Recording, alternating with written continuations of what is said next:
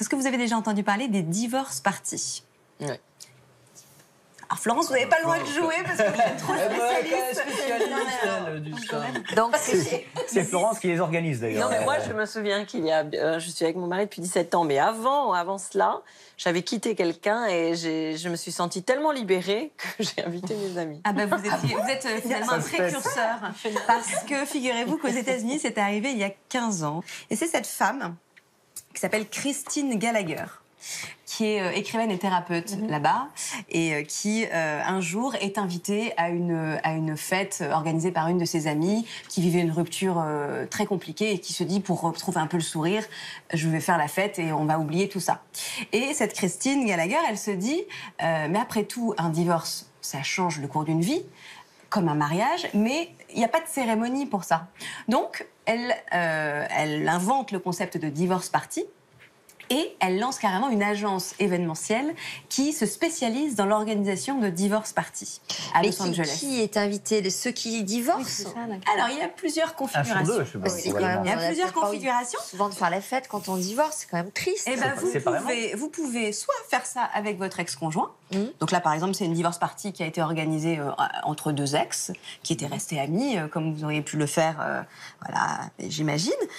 Donc là, c'est pareil. Hein, on a deux ex-époux qui, d'ailleurs, ont détourné la photo de leur mariage. Je ne sais pas si vous voyez en dessous, c'est la photo de leur mariage. Alors là, on devine qu'ils n'ont pas mis longtemps avant de divorcer parce qu'ils ont quand même un peu la même tête sur la photo de leur mariage et sur la photo de leur divorce party. Et puis, il y a la config. Alors ça, c'est un peu différent.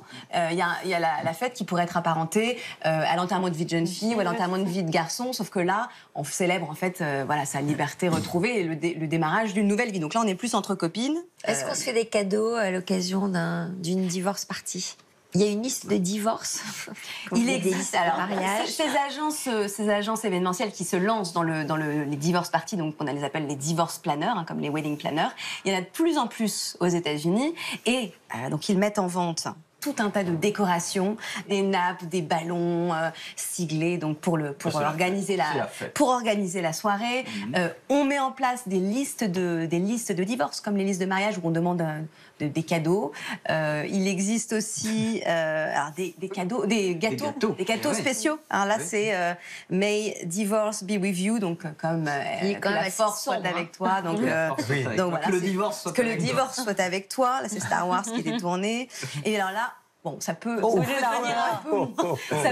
un peu moins poétique et un peu plus moins un bon enfant, on va dire. Donc là, pour certaines, elles vont jusqu'à brûler leur robe de mariée. Ça, c'est les plus énervées d'entre elles. C'est souvent des femmes. Mais là, elles peuvent l'éteindre et alors l'envoyer au musée. Voilà. C'est une personne qui ne savait pas qu'elle aurait pu envoyer sa robe au musée des cœurs brisés. Donc, et alors, ils peuvent dépenser jusqu'à combien pour les cadeaux, par exemple, sur les listes de divorce? Tout ça. En moyenne, c'est entre 500 €. J'ai converti en euros, hein, et ça peut aller jusqu'à plusieurs milliers d'euros, parfois même 5 000 €. Certains déboursent 5 000 €, donc qui pourrait être le prix d'un mariage. Je pars en vacances. Enterrer, voilà, pour fêter leur divorce. Donc c'est quand même un business assez juteux, hein, pour ces divorce planners. Florence? Le vrai problème quand on divorce, c'est de ne pas s'enterrer finalement dans la solitude. Et donc, il y a une vraie fonction du mariage quand même, qui est... moi, j'ai trouvé ma moitié, venez vous rencontrer lors de la fête cérémonie de mon mariage. Et quand on divorce, c'est important de faire savoir tout de même qu'on est nouveau libre. Et moi, je conseille... Qu'on est à nouveau sur le marché. Oui, sur le marché. Oui.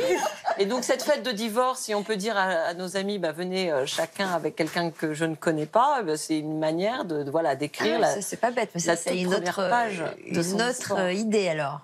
Ah oui, on rencontre beaucoup de gens dans les mariages, en effet. Donc, on peut aussi rencontrer, pourquoi pas, sa moitié dans une divorce party. C'est comme ça. Et en fait, vous savez, l'amour est là pour nous surprendre. Et donc, il en suffit d'un. Et ça peut venir de partout. Et donc, c'est très important quand on est seul, tout juste divorcé, de faire savoir à son premier cercle, à son deuxième cercle, son troisième cercle, parce qu'il y en a, ça se trouve, qui depuis quelques années n'attendent que ça. Hein. C'est très important de faire connaître, de faire savoir que on est dans une phase de sa vie où on a envie de rencontrer à nouveau quelqu'un.